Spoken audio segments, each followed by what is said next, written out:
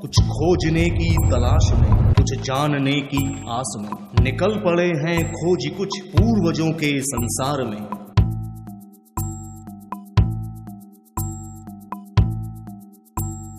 पक्की कच्ची सड़कों से पगडंडियों को पार कर ढूंढते हैं खोजी कुछ सदियों पुराने गांव घर।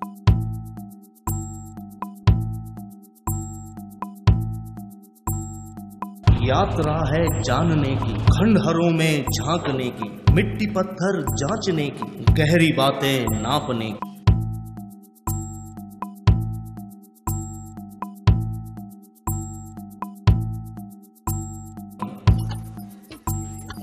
गांव-गांव आगे बढ़ते धरोहरों की तलाश में निकल पड़े हैं खोजी कुछ पूर्वजों के संसार में।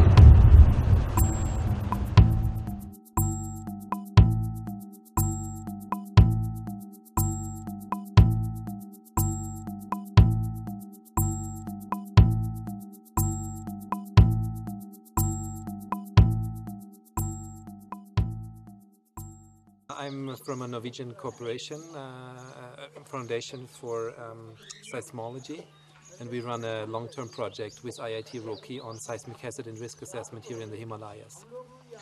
And the purpose of this visit here to the Himalayan area is that we heard that, or we know that here are lots of indigenous construction techniques are available or still present, which have been not yet available in, for example, cities like Dehradun or more popularized areas. And we always discover that these old constructions and the principles what people were using several hundred years ago, these are actually a copy of what we have today in what the principles of earthquake engineering is like. So many of these principles are also in today's constructions applied, and and so we hope to simply get some new ideas what we can also maybe implement in our daily practice.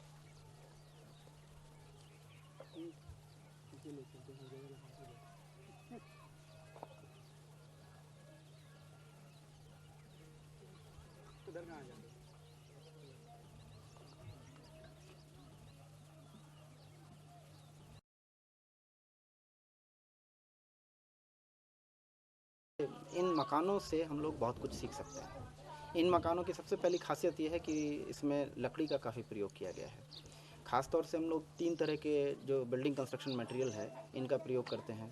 लकड़ी जिनमें से एक है, इस इलाके में पत्थर बहुतायत में पाया जाता है तो पत्थर का इस्तेमाल लोग करते हैं। और फिर अब जो आधुनिक भवन बन रहे हैं उनमें लोग जो है कंक्रीट का और ईंटों का इस्तेमाल करते हैं।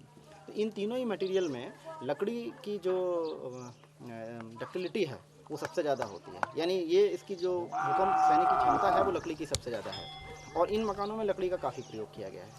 दूसरा ये कि लकड़ी का प्रयोग किस तरह से किया गया है। And I was talking about the गुज्जी ना, दिस इज गुज्जी, दिस इज गुज्जी, where this perpendiculars are joining, this is गुज्जी is fixing 2 members together, so they make one slot, V-shaped slot, and then put one member into the other, so that there is no relative movement. Another is khunta, and khunta is nothing but a wooden shear key. So about 1 inch square hole they make in both the members and put a shear key, wooden shear key, and they avoid iron.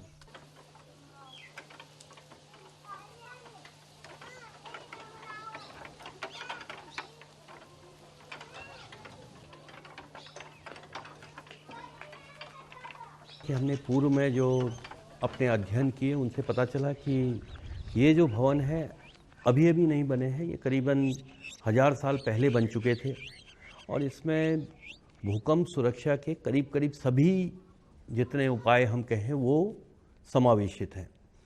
वो नींव से हो या फिर जोड़ से हो या उसका जो प्लान है उससे हो या अन्य चीज़ें हो, और कई इसमें ऐसी विशेषताएं हमें लगती हैं जो कि आज से 1000 साल पहले लोग जानते थे। तो इसका हम पक्ष इसको इस तरह से रख सकते हैं कि एक हमारा ये सिद्ध करना कि हमारे लोग भूकंप सुरक्षा संबंधित तकनीकी ज्ञान आज से 1000 साल पहले रखते थे।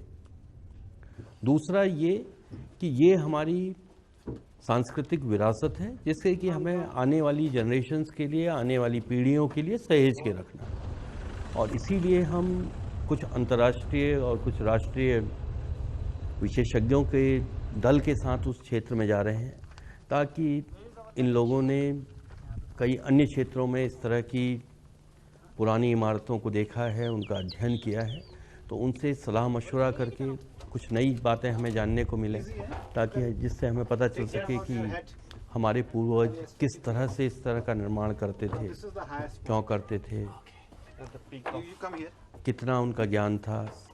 उनसे हम आज की जो भवन निर्माण प्रणाली है उसमें किस तरह से विकास और ज़्यादा कर सकते हैं, अपनी परंपराओं से क्या क्या सीख कर आज हम उसको अपना सकते हैं या कुछ उसमें चेंजेस करके आज के हिसाब से उसे ढाल सकते हैं।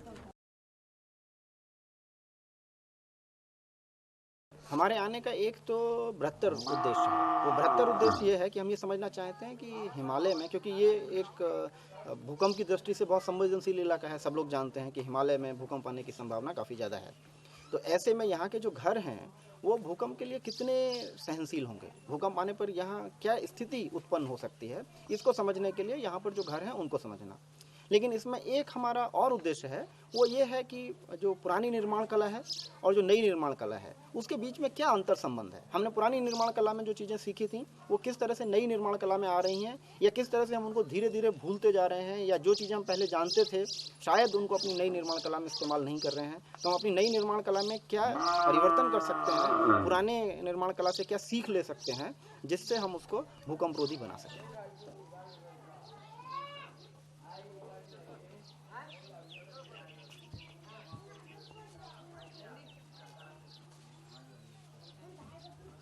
कि आप ये देखिए कि एक तरीके से ये 5 स्टोरी का बिल्डिंग है, मतलब 5 स्टोरी इसकी पूरी बनाई हुई है, और आज से करीब 700-800 या 900 साल पहले मतलब इस तरह की विद्या मौजूद थी कि हम आज मल्टी स्टोरी की बात कर रहे हैं। हमारे पास टेक्नोलॉजी चेंज हो रही है धीरे धीरे, लेकिन उनके पास भी कोई ना कोई ऐसा ज्ञान जरूर रहा था कि जिससे कि उन्होंने इतने ऊंचे भवन बनाए थे।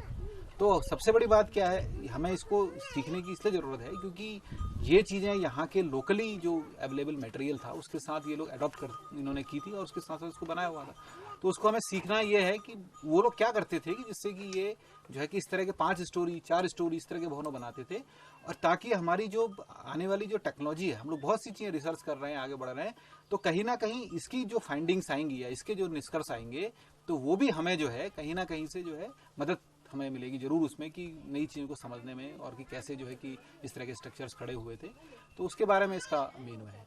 When we compare these particular Cotibanal structures with other traditional masonry structure or traditional building typologies, I mean, this is of course something very, very, very particular.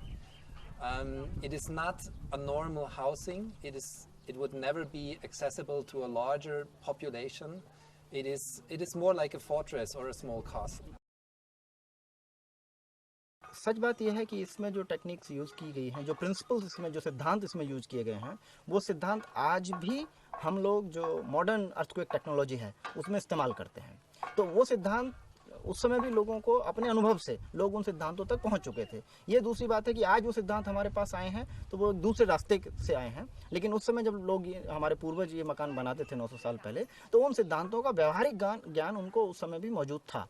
आज भी हम लोग उन सिद्धांतों का इस्तेमाल करते हैं, लेकिन ये एक जीता जागता उदाहरण है हमारे सामने मौजूद है, जिसको हम लोगों को दिखा सकते हैं, अपने छात्रों को भी दिखा सकते हैं और लोगों को इससे एजुकेट कर सकते हैं कि इन सिद्धांतों का इस्तेमाल करने से किस तरह जो है भूकंप का सामना किया जा सकता है। इसकी हमने कार्बन डेटिंग करी है, जिसकी उम्र जो है करीब करीब ये मकान जो है आज से 1000 साल पहले बना होगा। तो इस समय इतने सालों पहले हमारे पूर्वज सुंदर मकान बना सकते थे, सुदृढ़ मकान बना सकते थे, और उनको मालूम था कि यहाँ पर भूकंप का खतरा है। पहले तो वो जानते थे कि यहाँ पे भूकंप का खतरा है, और साथ ही साथ उन्हें ये भी मालूम था कि भूकंप के खतरे को कम करने के लिए क्या किया जा सकता है, किस तरह से भवन को सुरक्षित बनाया जा सकता है। तो उस सब का उपयोग करके उन्होंने इस भवन को बनाया। और ये अकेला मकान नहीं है, कई इस तरह के भवन हमको इस क्षेत्र में मिलते हैं।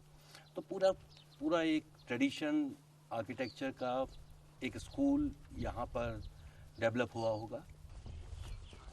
हमारी जो परंपरागत धरोहर है, सांस्कृतिक धरोहर है, उसके बारे में लोगों को जानने को मिले, यहाँ पे ज़्यादा से ज़्यादा लोग आएँ, देखें और साथ ही किसी तरह से हम इन स्ट्रक्चर्स को सहेज के रखने के बारे में बात करें, ताकि आने वाले समय के लिए लोगों के पास जो हमारे पूर्वजों ने बनाया था वो देखने को हो, उस पर काम करने को हो।